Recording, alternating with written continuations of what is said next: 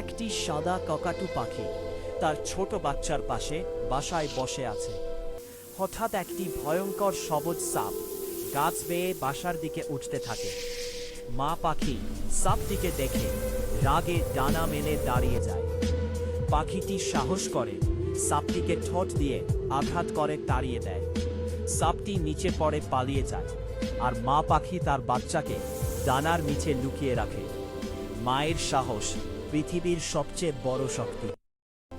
একটি সাদা কাকাতু পাখি তার ছোট বাচ্চার পাশে বাসায় বসে আছে। হঠাৎ একটি ভয়ঙ্কর সবুজ সাপ গাছ বেয়ে বাসার দিকে উঠতে থাকে। মা পাখি সাপটিকে দেখে রাগে ডানা মেলে দাঁড়িয়ে যায়।